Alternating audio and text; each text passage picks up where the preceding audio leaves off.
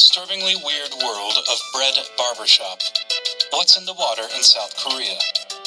September 15th, 2021, by Paula Schaefer.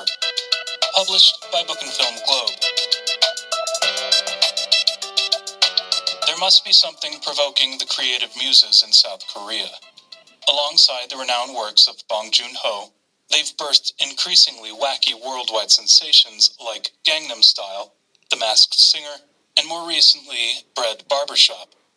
Obviously, bread has no place in a barbershop, yet the show gamely rolls with its loose concept and mostly makes it work, and viewers eat it up.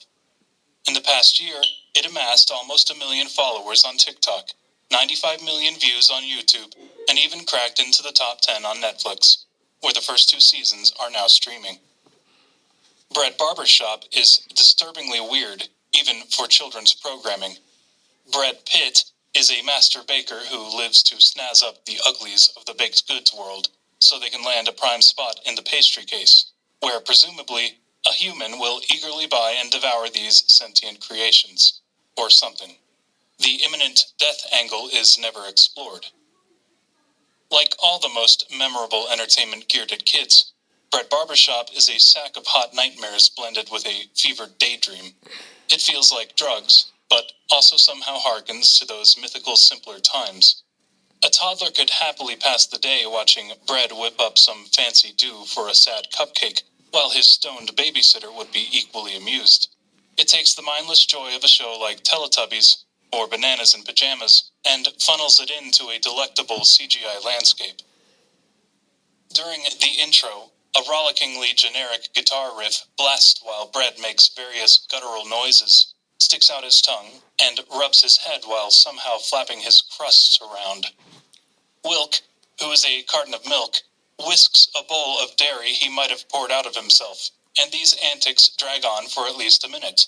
A thinly plotted and presumably deeply strange episode unfolds, before some jaunty pop closing music wraps things up with a lineup of dancing characters from the show, while an upbeat singer happily chants, "Shoo shoo shoopa doopa, everything is all right." This also rolls on for at least 2 minutes, meaning approximately 30% of each episode contains nothing but credits, perhaps deliberately to give the audience plenty of time to just dance it out. The rules of the Bread Barbershop world offer absolutely zero consistency. Humans bake and remove foodstuffs from their ovens. In turn, those food items morph into lovable characters, living their best life in their pastry town that exists within and around the human world. All these products humans want to eat are fully self-aware. Some wear clothes, while others use frosting as clothes, which means that before Bread decorates them, they're strutting around naked.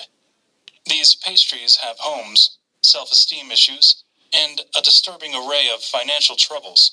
The show often awkwardly translates the storefronts of the town, resulting in shops like Jewellery, spelled exactly like that, and Bakery Cafe, which indicates these pastries also love to eat pastries.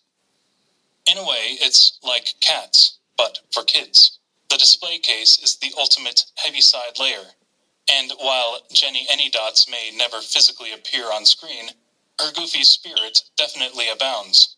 The world's unapologetically built on a fanciful, nonsensical idea, and trying to force it to make sense is senseless. It's best to release any notions of order, and instead, simply sit back, watch the pretty colors, and search for bizarre signs in the background. Basically, every hipster party should project this show non-stop from the rest of eternity. Bread Barbershop is oddly fun. Although it isn't exactly funny, it lacks important messages, lessons, or special purpose, which is actually sort of refreshing. A slice of bread simply wants to earn a living, spraying some whipped cream on a pastry while his sidekick Wilk cleans up the mess. And that is enough. Maybe some incidental kindness and incredibly low-level problem-solving happens, but that's never the point.